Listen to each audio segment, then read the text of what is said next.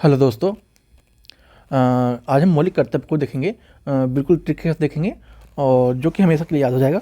आप जानते हैं मौलिक कर्तव्य पूछा जाता है सभी एग्जामों में और आप लोग इसे भूल जाते हैं कहीं ना कहीं, तो इसको हम पूरा याद करने वाले हैं और ट्रिक के माध्यम से करेंगे जिससे आप बिल्कुल भूलना ही छोड़ देंगे।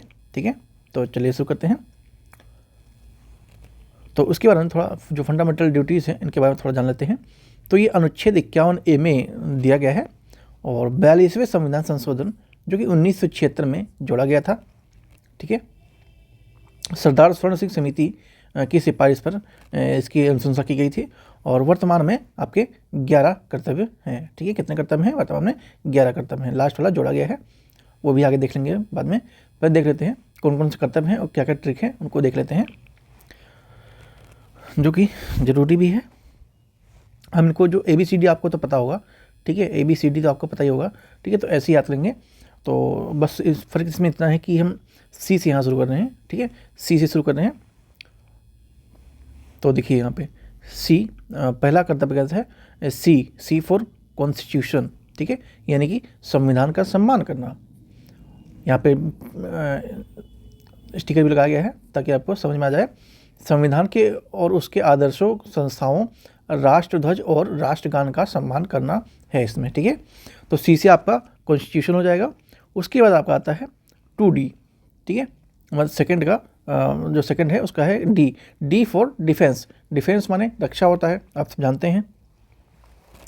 तो इसे कैसे करना है? देश की रक्षा करें और बुलाए जाने पर राष्ट्रीय सेवा में भाग लेना होता है। ठीक है, तो पहला हो गया हमारा C से कॉन्स्टिट्यूशन, D से डिफेंस। ठीक है, तो ये दो हमारे कंप्लीट हो चुके हैं। ठीक है, आई होप आप लोग आप भूलेंगे कभी नहीं। बस आपको ये सब आम जिंदगी प्रयोग वाले जो सेंटेंस हैं वो सभी हैं। C से कॉन्स्टिट्यूशन, D से डिफेंस। ठीक है, आप ABCD में C से कैट पढ़ते थे, D से डॉग पढ़ते थे, लेकिन यहाँ पे आप C से कॉन्स्टिट्यूशन और D से डिफेंस पढ़ेंगे। बस इतना ही फ़र्क है, कुछ ज़्यादा अंतर नहीं है। ठीक है, आई होप क्लियर हो गया। नेक्स्ट चलते हैं। उसके बाद आपको क्या लिखना है? 3E का कॉन्सेप्ट को ध्यान रखना पड़ेगा। ठीक है, 3E क्या है? Education, environment, excellence. ठीक है, तो आपको आगे के जो तीन हैं उनको रखने याद करने के लिए आपको 3E का ध्यान रखना पड़ेगा। ठीक है, देखिए तीसरा जो कर्तव्य है वो आपका E से आता है, E फॉर एजुकेशन। ठीक है, एजुकेशन माने शिक्षा। शिक्षा क्या? शिक्षा 6 से लेकर 14 वर्ष के बच्चों को शिक्षा दिलाना माता पिता अभिभावक का कर्तव्य होगा ये। ठीक है, ये कर्तव्य है जो कि बच्चों को दिलाना पड़ता है, जो 6 से 14 वर्ष के बच्चे होते हैं माता पिता का। ठीक है, यहाँ पे देखिए शिक्षा का वो लगा दिया ताकि आपको चीज़ें क्लियरिटी होती रहे। उसके बाद 4E फॉर इन्वायरमेंट। ठीक है, चौथा कर्तव्य का क्या है? इन्वायरमेंट। इन्वायरमेंट माने पर्यावरण। ठीक है, तो प्राकृतिक पर्यावरण, जंगल, नदियाँ, झीलें, वन्य जीव की रक्षा करें और उनका सुधार करना, ये भी एक कर्तव्य है। ठीक है, यहाँ पे देखिए पूरा पृथ्वी हमारा है और यहाँ पे और भी जो जीव जंतु हैं उनको भी यहाँ पे दर्शाया गया है। तो इससे आप ध्यान रखेंगे E फॉर इन्वायरमेंट। बस आप इतना ध्यान रखें 3E कौन से? एजुकेशन, इन्वायरमेंट और एक्सीलेंस। ठीक है, और पांचवा कर्तव्य कौन सा है? एक्सीलेंस। एक्सीलेंस के माने उत्कृष्टता, यानी कि हर क्षेत्र में उत्कृष्टता प्राप्त करने का प्रयास करना, मतलब सफलता प्रयास करना। ठीक है, तो इस तरह से आप ध्यान रख सकते हैं 3E का कॉन्सेप्ट। अब नेक्स्ट क्या है हमारा? CDEFE हो गया था, E3 थे, बस इतना ही फर्क था। अब आप ये हमारा F। ठीक है, तो F में क्या थे? F for freedom. ठीक है, फ्रीडम स्ट्रगल यानी कि स्वतंत्रता संग्राम हिंदी में कहते हैं। फ्रीडम स्ट्रगल आप जानते ही होंगे। ठीक है, मतलब सुना ही होगा 1857 का। तो F माने फ्रीडम स्ट्रगल यानी कि स्वतंत्रता संग्राम के आदर्शों का सम्मान करें और उनका पालन करें। ठीक है, तो इससे छठा आपका ये हो गया फ्रीडम स्ट्रगल यानी कि स्वतंत्रता संग्राम। तो ये देखिए गांधी जी ने काफ़ी कुछ इसमें भूमिका निभाई बढ़ चढ़ के, चाहे वो 1943 वाला हो, चाहे जो भी आंदोलन है उनमें भी काफ़ी अच्छी भूमिका में आई है। तो इसलिए इनकी फोटो लगाना उचित समझा गया है। उसके बाद सातवां यानी H फॉर हार्मनी यानी सद्भाव, भाईचारा और समानता की भावना को बढ़ावा देना। ठीक है, ये देखिए यहाँ पे ये सब लोग खड़े हैं और आपस में भाईचारे का भाव लिए खड़े हुए हैं। ठीक है, तो इस तरह से इसको भी ध्यान रख सकते हैं।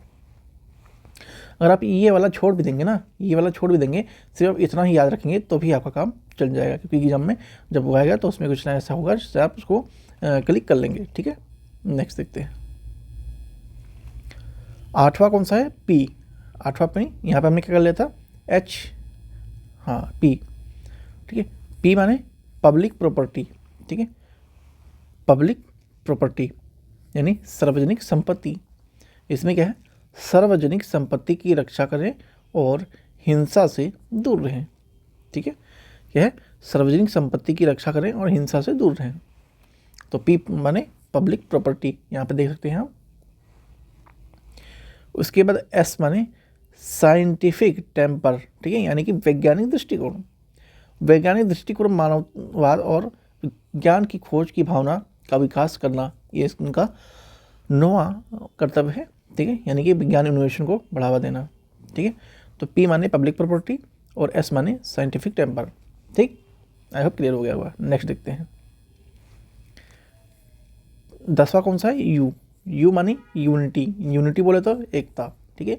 तो भारत की एकता और अखंडता की रक्षा करना भी, ये भी एक कर्तव्य है, ठीक है। देख सकते हैं ये एकता का प्रतीक जो है। उसके बाद 11वां क्या है, डब्लू। डब्लू माने वुमेन, वुमेन माने स्त्री का सम्मान। स्त्रियों की गरिमा का सम्मान करें और उनके प्रति किसी भी प्रकार का हिंसा से दूर रहें, ठीक है। तो इस तरह से आप जो 11 कर्तव्य हैं उनको ध्यान रख सकते हैं, ठीक है। ये आपके जनरल नॉलेज के लिए भी और एग्जाम में आता है तो उसके लिए तो है ही, ठीक है। बाकी अभी जनरल नॉलेज के हिसाब से आप भारत के नागरिक हैं, उसके लिए भी आपको जानना जरूरी है। तो इस तरह से आप ध्यान रखेंगे। समझ नहीं आया तो एक बार और देख लेंगे तो थोड़ा आपको समझ आ जाएगा। अब थोड़ा इंपॉर्टेंट जो परीक्षा के लिए महत्वपूर्ण बिंदु हो सकते हैं कौन कौन से, ठीक है। जैसे कि आपसे पूछ सकता है कौन से आर्टिकल में है, तो ये आर्टिकल 51A में है, ठीक है, 51A में है। जोड़ा कब गया था, 42वें संविधान संशोधन 1976 में जोड़ा गया था, ठीक है। उसके बाद प्रस्ताव देने वाली समिति कौन सी थी, स्वर्ण सिंह समिति थी। तो ये सारी चीज़ें कुछ पूछी जाती हैं। पेन चेंज कर लेता हूँ एक सेकंड, हाँ। उसके बाद प्रेरणा की बात करें तो प्रेरणा USSR यानी कि पूर्व सोवियत संघ से लिया गया था, ठीक है, जो पहले सोवियत संघ से था उससे इसकी प्रेरणा लिया गया था। कुल कर्तव्यों की बात करें तो 11 कर्तव्य है। नया कर्तव्य कौन सा है अगर पूछा जाए, न्यू कर्तव्य कौन सा है तो 11वां है। कौन सा 11वां है, जो बच्चों को शिक्षा देने वाला है, ठीक है, जो 3E बताया था उसी में से एक E, ठीक है, एजुकेशन वाला, ठीक। उसके बाद स्थान की बात करें तो भाग 4 में है, ठीक है, भाग 4 में दिया गया है, भाग 4A में। किस पे लागू होगा, तो ये सिर्फ नागरिकों पर लागू होगा, जो भारत के नागरिक होंगे उन्हीं पे लागू होगा। प्रकृति कृषि ही अर्ध न्यायिक यानी नॉन जस्टिएबल है, यानी कि नेचुरल जस्टिस के सिद्धांत पे ये कार्य करता है, ठीक है, प्राकृतिक न्याय पे, ठीक। उसके बाद थोड़ी बहुत और विशेषताएं देख लेते हैं। ये न्यायालय द्वारा लागू नहीं किए जा सकते हैं, यानी कि नॉन जस्टिएबल हैं, ठीक, न्यायालय इन्हें लागू नहीं कर सकता है। DPSP यानी नीतिगत तत्वों के समान नागरिकों को नैतिक दायित्व भी ये होता है। ये नागरिकों पर लागू होता है, सरकार पर नहीं होता, ठीक है, ध्यान रखेंगे। कोई पूछता है क्या जो ये मौलिक कर्तव्य है क्या सरकार पर लागू होता है, तो नहीं, सरकार पर लागू नहीं होता है, बल्कि ये सिर्फ भारत के नागरिकों पर लागू होता है, ठीक है। इंपॉर्टेंट फैक्ट है, काफ़ी इंपॉर्टेंट फैक्ट है, बहुत सारे लोगों को चीज़ें नहीं पता होगी, आज ही पता लगी होंगी, ठीक है। उसके बाद इसका उद्देश्य की बात करें थोड़ा देख लेते हैं। तो देशभक्ति को बढ़ाना, नागरिकों में जिम्मेदारी की भावना को लाना, संविधान की मूल भावना को मजबूत करना, राज्य चाहे तो कानून बनाकर इन कर्तव्यों को लागू कर सकता है, ठीक है, जैसे पर्यावरण कानून, शिक्षा कानून, दहेज निषेध आदि कानून पे ये सब लागू हो सकते हैं। तो यहाँ पे हमने जो फंडामेंटल ड्यूटीज़ है उनको हमने अच्छे से कवर कर लिया है। बिट्रिक की और भी जो एक्स्ट्रा इन्फॉर्मेशन हो सकती है एग्जाम की दृष्टि से सबको कर लिया है। आई होप आप लोगों को वीडियो अच्छी लगी हो तो आप देख लीजिए आपको क्या करना है, और टेलीग्राम से जुड़ के आप इसका PDF वगैरह ले सकते हैं। लिंक टेलीग्राम पर वीडियो के डिस्क्रिप्शन में दिया हुआ है। थैंक यू सो मच, मिलते हैं नेक्स्ट वीडियो में। तब तक के लिए आप चैनल को सब्सक्राइब करना बिल्कुल न भूलें, वीडियो को लाइक करना बिल्कुल न भूलें, और वीडियो अगर ज़्यादा से भी अच्छी लगी हुई तो कमेंट में मैं बताइएगा कैसी आपको लगती है वीडियो, ठीक है। थैंक यू सो मच दोस्तों, मिलते हैं नेक्स्ट वीडियो में।